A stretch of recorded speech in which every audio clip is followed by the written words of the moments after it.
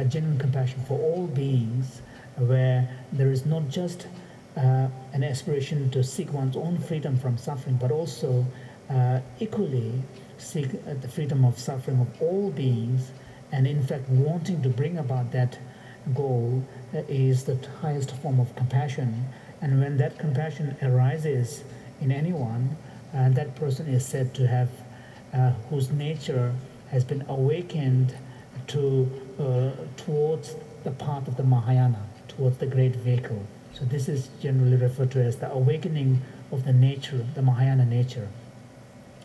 And so here it refers to the Buddha nature, and in general, Buddha nature is present, naturally present in all of us, all beings.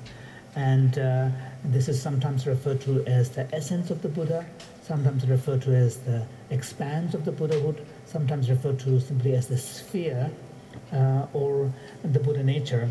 And the most extensive explanation of the Buddha nature is found in Maitreya's Ratnagodra Vibhaga, the Sublime Continuum text, where he explains the teachings on the Buddha nature in terms of 7 points, these being the Buddha Dharma, the assembly, noble assembly, the sphere or element, enlightenment, the enlightened qualities, and the enlightened activities.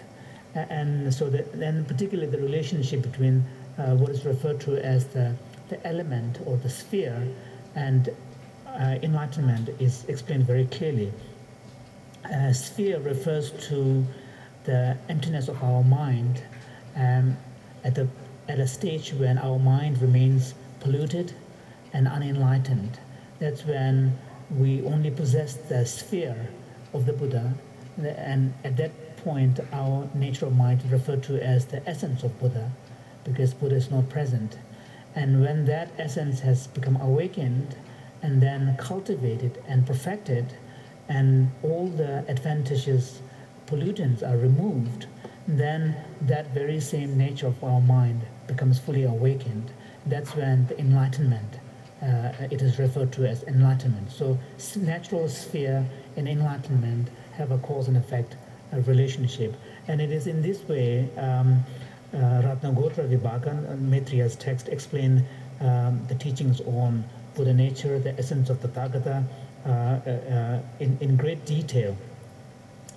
Now here, then we read in the text, when this has been said, the holy Avalokiteshvara, the Bodhisattva, the great being, spoke to the venerable Shariputra and said, Shariputra, any noble son or noble daughter who wishes to engage in the practice of the profound perfection of wisdom should clearly see this way. They should see perfectly that even the 5 aggregates are empty of inherent existence or intrinsic existence.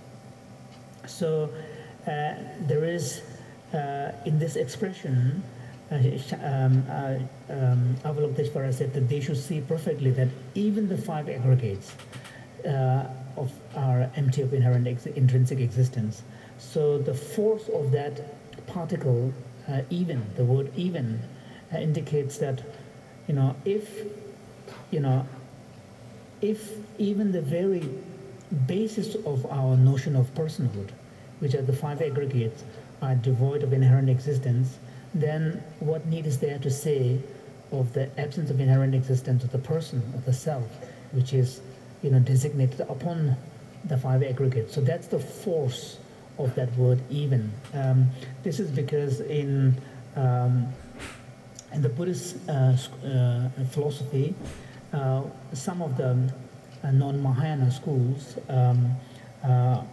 although they uphold the Buddha's teaching on no self and relate it to the understanding of our person, concept of our person, and accept no self, but when it comes to the basis of the arising of the notion of self, which are the 5 aggregates, some Buddhist schools, the realist schools, accept them to be real, to possess real existence, inherent existence. So in their view, a distinction is drawn between what they understand to be substantially real phenomena, real things, such as the aggregates, and nominally real things, such as the notion of person, self, and so on. And the distinction is drawn those concepts, those things whose concepts require a kind of attributing their concept on the basis of some other ideas are thought to be nominally real, whereas those phenomena whose terms and also the concepts are in some sense unitary, and then these are substantially real. So aggregates cannot be reduced further, so therefore aggregates are substantially real. So in this way, for example, we find this kind of discussion in Asanga's texts. And furthermore, many of these Buddhist schools, although accept that person is a mere designation, but underlying that designation, there is something that is real, that you can point to. So there is a true reference to the term person in our concept of personhood. And they identify that in terms of either some kind of continuity of consciousness, or in some schools, for example, in one of the branch of Chittamatra school, they even postulate the notion of eightfold consciousness, and foundational consciousness or store consciousness is identified to be the true person. And the reason for attributing that is to seek a continuity of a person that is very stable, that is ever present. And even when the practitioner, the meditator remains in a totally non-dual state of mind, then if he or she is not fully enlightened, and the person still carries the dispositions and the propensities, and that obstruct the person from enlightenment.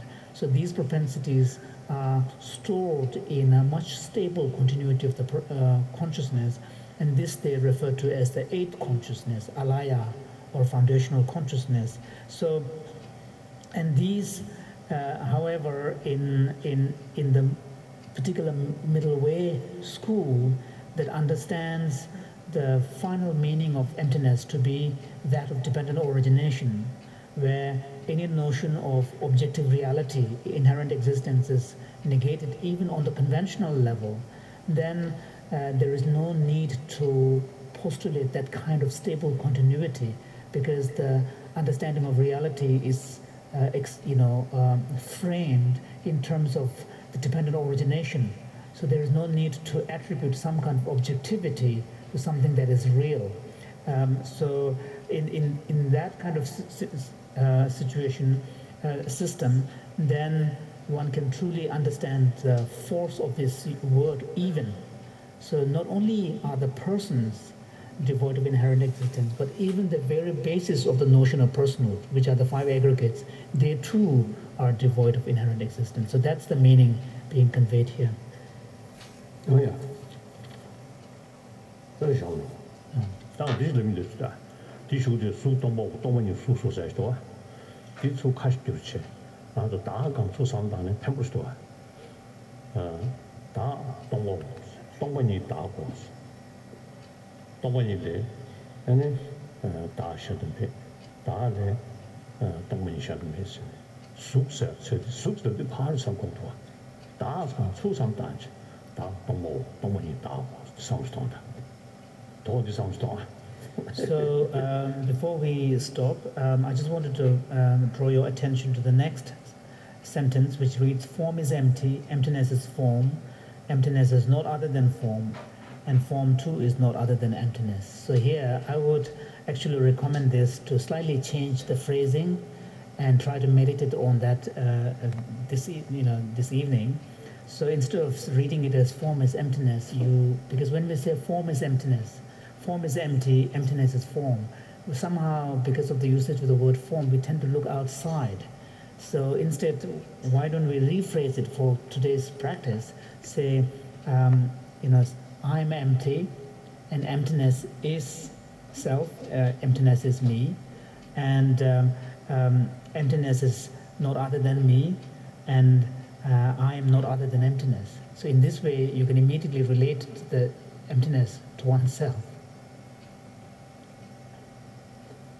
At the time of the Pung lesson,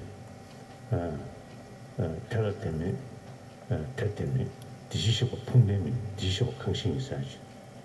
As you saw, you know, the Disho Dowdy. The cuts with Juriche, 풍문 풍불 하시면 달라 템이 탭템네